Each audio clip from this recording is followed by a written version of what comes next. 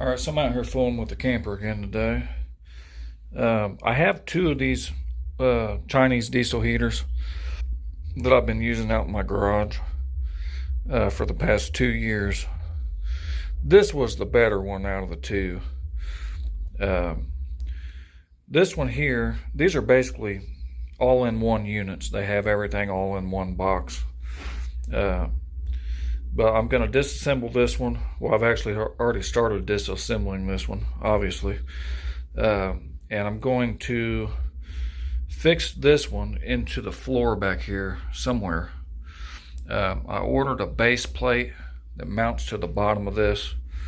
It's like a flange that'll go from this to the floor, and we'll seal it off so nothing leaks. And then this is the thermostat, and they sell extension harnesses to make these longer. And then I'm going to relocate that tank and that fuel pump to the outside of the trailer, and it'll be in a separate box in front of the trailer. All right, so this is what I'm left with.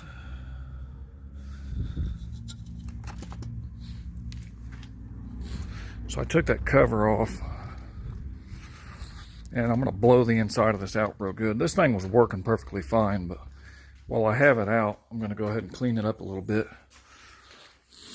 Now, the reason I chose this one over the other one, which is down here, it's the exact same heater. That one there had an aluminum casing, and this one has a plastic casing around it. That one there, I noticed, gets a lot hotter. Like you can see right here, that's just aluminum right there. As far as to touch, it's a lot hotter. So this one here, I figured I'd use it just because it had the plastic cover, and it's a little bit easier to take the top off and stuff. So anyways, I'm going to blow this out real quick. All right, I got that cover back on. So basically, to take this off, you just unscrew this. It threads off. This cap comes off, and then this whole cover right here just pulls right off the top, and then it just snaps it back on there again. This other heater, it tends to be a little smoky when you first start it. It's still perfectly usable, but I noticed this one here smokes a lot when you first kick it on, and that goes away after a couple of minutes, but that's not something that I want to deal with when I'm at a campsite. There may be somebody next to me, or you never know. If I'm at a campsite, there's somebody right next to me. I don't want to smoke them out. Even in the wintertime, it's just not something that people want to deal with. All right, so I'm thinking I may be able to mount it here, just on the opposite side of that brace. And then my air intake, I can cut a hole right here in the side of this. That'll be my air intake for the back portion. I'll still have the one air intake underneath, and that'll just run me an elbow over here. That'll angle my my output out into the camper. All right, that ain't gonna work. There's just too many braces down in that corner right there. You can see these two spots I have here. I got a screwdriver in that one, and drill in that other one. I'm gonna go down underneath and check it out, and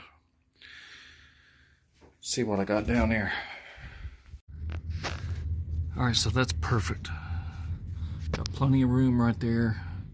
Got plenty of room to route everything, and I won't have to worry about nothing being in the way.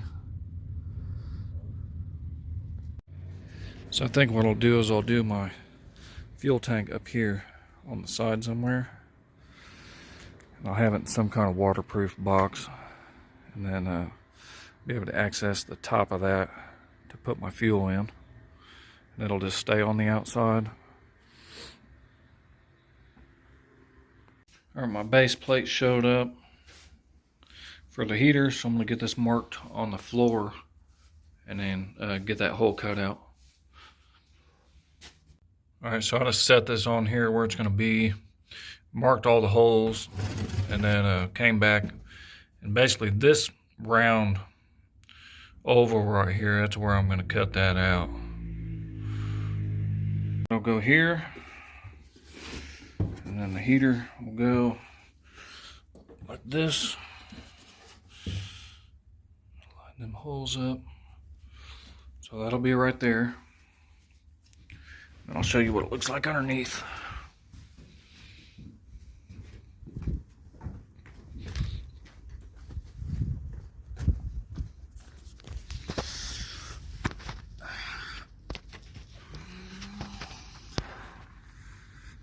Alright, that's where it'll pop out the bottom.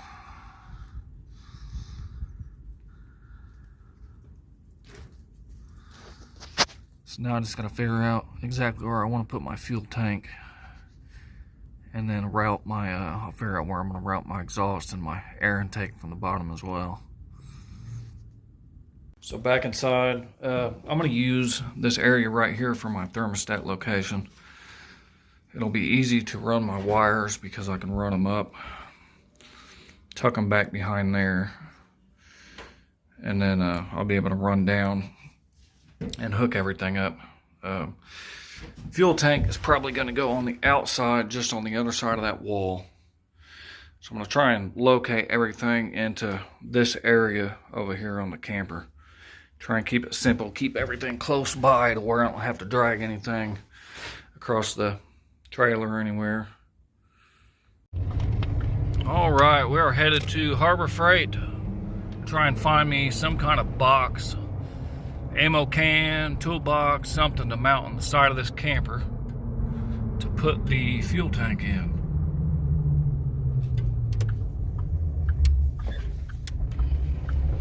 I got my measurements. I measured this thing before I left, so try and figure out what will fit.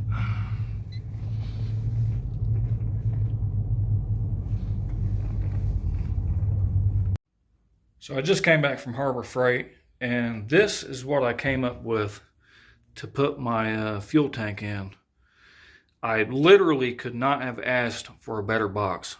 So this is a tactical ammo box. It was 12 bucks. It's now about to be a tactical diesel fuel container.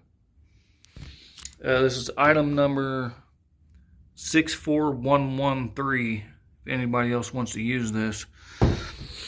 So it's got a tray on the top, opens up like a regular ammo can. This is plastic. This tray you're not going to be using. At least I'm not going to be. And here's the tank. So this is the original tank that came with the diesel heater.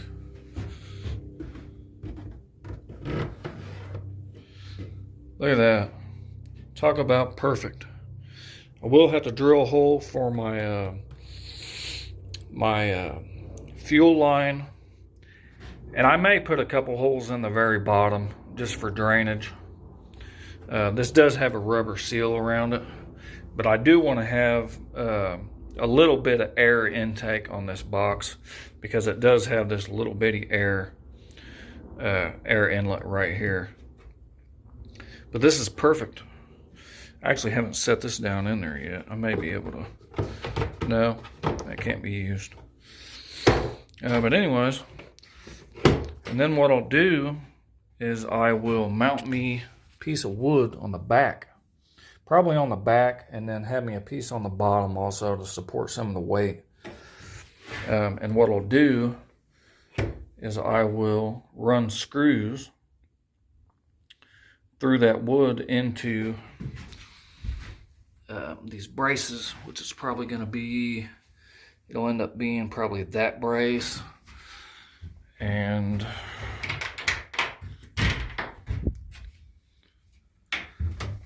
actually I may have to add another brace down here, but I'll screw into the braces so that it can't go anywhere, and then I'll be able to access this from outside. I'll just pop this lid open and I'll be able to refuel.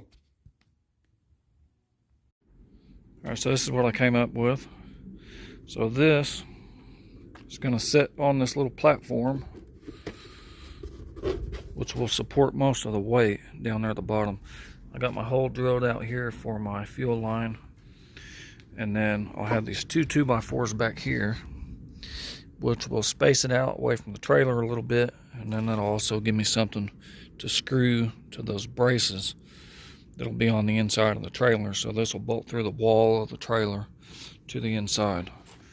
Then this will screw on from the inside to those 2x4s. Alright, I went ahead and painted this. Painted the back side also, and then put butyl tape behind the screws.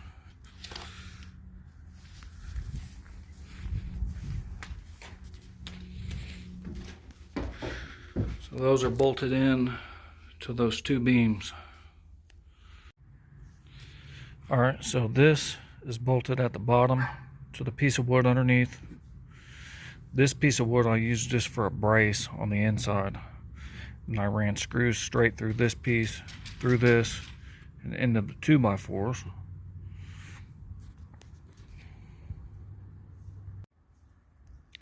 Here it is all finished up. Still got to run the fuel line through the side, which that'll pop out here, run across and down to the frame, and it'll run back up underneath. I'll do some kind of wire loom or something around that to make it look decent. But just pop this, lift the lid, and there's my fuel tank.